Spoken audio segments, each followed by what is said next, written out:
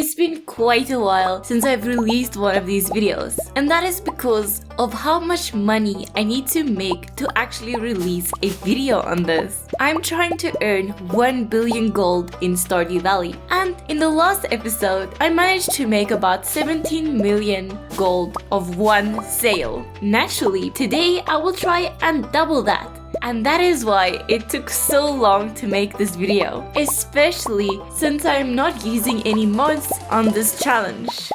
I am just going to include this clip for my haters.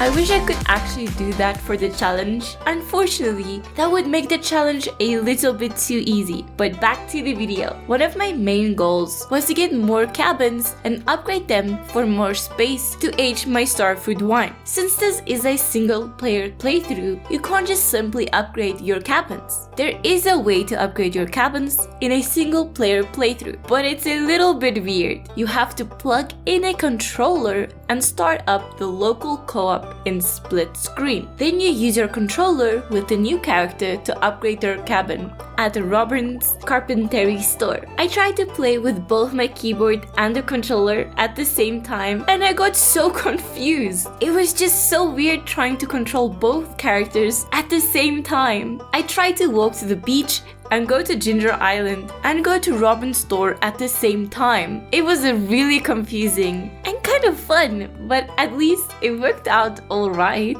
I managed to fully upgrade a cabin and get more basement space for casks. And as a bonus, I can also use this entire farmhouse as space for more kegs. I think this is definitely more space effective than sheds. I only added one for now, but I will definitely add more in the future. One of my goals for this episode was to greatly increase the amount of money I can make with animals. So I set up my barn and coop to be hop factories. Hops really is an incredible profitable crop, but to actually make money with hops, you need to harvest them every single day to turn them into pale ale. I thought it might make sense if I set up my hops production by my animals, since I will be going to pet my animals, collect truffle every day anyway. To make your hops as effective as possible, you need 2 times as much kegs as hop plants. Hops regrow every day, and it takes 2 days to turn it into pale ale, meaning you would have to fill up the kegs every single day. It is quite tedious, and I'm not quite sure if it's worth it yet, but I will continue producing hops for now. This worked out quite well for me. I can produce about 60 something pale ale per day, which doesn't sound like much, but it does quickly add up. I also added 2 more barns. One of them is still incomplete, but the other one is fully upgraded and fully loaded with pigs. Pigs are insanely profitable, as most of you know. They find so much truffle that I have about 20 oil makers, and I still cannot keep up. Imagine when I add more barns and more pigs. I'm just a little bit worried that there isn't much space around here for them. Pigs can only find truffle if there is an empty tile. But if there are so many pigs finding truffle, there might not even be enough space for all of the pigs to actually find truffle. I guess I will have to find out. I recently did a video on how to get a ton of bee houses on Ginger Island. To be more specific, a ton of fairy rose honey. At first I thought it was a great idea. Then I did it and made close to 300,000 gold after a single harvest. For some reason, I thought it wasn't that much, but oh boy was I wrong. This honey setup I have is actually really good. Without this honey setup, this video would have taken much longer to make. I can harvest close to 300 fairy rose honey every 4 days, and the stuff sells for a ton. The honey idea really spearheaded my money-making potential, and I'm loving it. I did accidentally harvest a couple of flowers, but it's not too bad since most of the bee houses are still within range of another flower.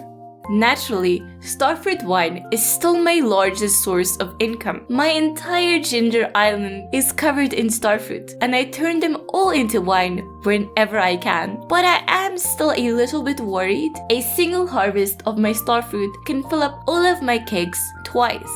and that is just in time for the second harvest. But to make this challenge go faster, I want to double the amount of cakes I have. Doubling the amount of cakes is quite easy. The problem is, how do I keep them full? The beach farm was definitely not a good choice for this kind of challenge because it severely limits me on how many crops I can actually grow. I have maxed out my Ginger Island farm in terms of crop growing, so I am not sure how I'm going to increase the amount of starfruit I can grow and harvest. I will have to brainstorm and come up with something. If you guys have any ideas, please let me know in the comments below.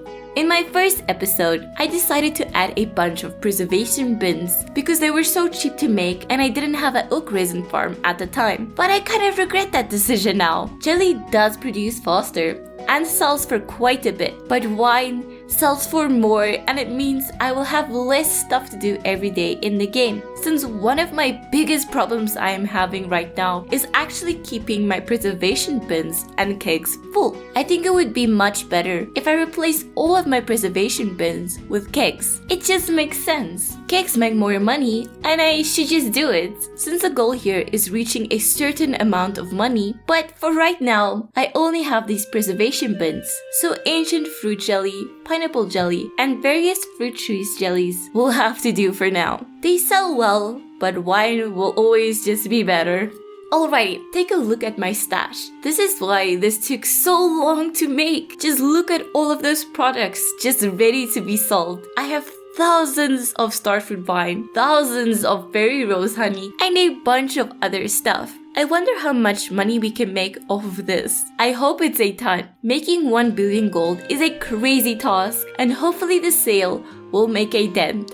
Yeah, that's a lot of money. Unfortunately, the sales summary cannot actually show how much money we have made. But I did do the math. It is 35 million gold. Last episode, we made 17 million gold. So I did successfully double the gold I made on my last episode. 35 million gold is more than you will ever need in Stardew Valley. You can actually buy every in-game item with ease. The golden clock for 10 million, that's nothing. We can buy all of the obelisks, even get the return scepter with plenty of money left. Making 35 million gold is kind of crazy. That means I will have to make 70 million gold on a single sale for the next episode. Guys, please wish me luck. I am going to have to buy some Red Bull and get started with this. 70 million gold is crazy. Thank you so much for watching this video. This video took so long to make, and hopefully the next one doesn't take as long. I will be trying to maximize my daily money making, and hopefully I can do it a little bit quicker.